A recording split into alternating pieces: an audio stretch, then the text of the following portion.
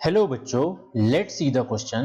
The question says that what is the basic of gender division in society?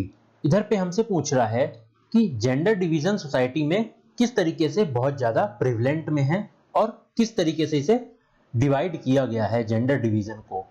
चलिए तो हम देखते हैं हमारा की कॉन्सेप्ट। इस क्वेश्चन का की कॉन्सेप्ट है division in man and women.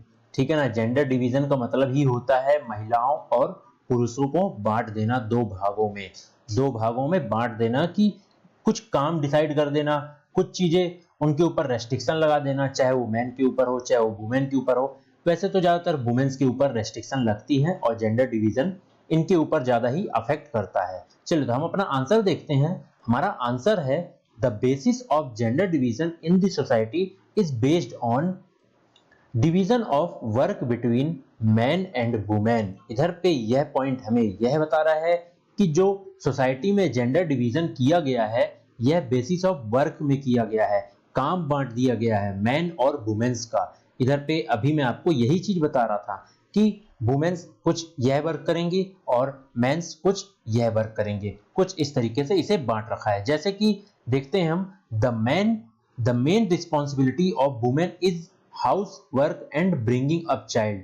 इधर पे क्या बोल रहा है, रिस्पॉन्सिबिलिटी मैन वुमेन्स की क्या बता रहा है कि वह घर का काम करेंगी और अपने बच्चों को संभालेंगी।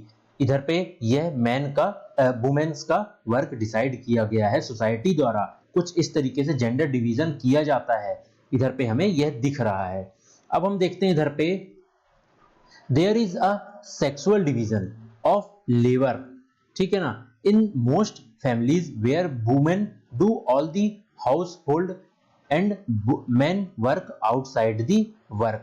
ठीक है, इधर पे क्या बता रहा है कि कुछ सोसाइटीज पे ऐसा होता है कि ऐसा बांट दिया गया है कि जो मैन होंगे वही केवल घर के बाहर का काम करने जाएंगे और जो महिलाएं होंगी वह केवल घर का काम करेंगी।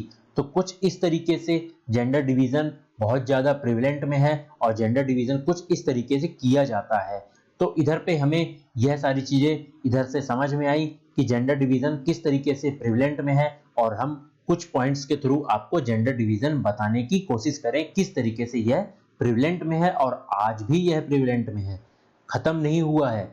कई सारे चीजों पे अब तो मतलब गवर्नमेंट ही बढ़ावा दे रही है कि ऐसा वुमेन्स के लिए होना चाहिए, हर जगह वुमेन्स को बढ़ावा दे रही है। तो अब बहुत कम हो गया है, लेकिन विलेज एरिया में जाओ, गांव वाले एरियाओं पे जाओ तो आज भी यह चीज बहुत देखने को मिलती है।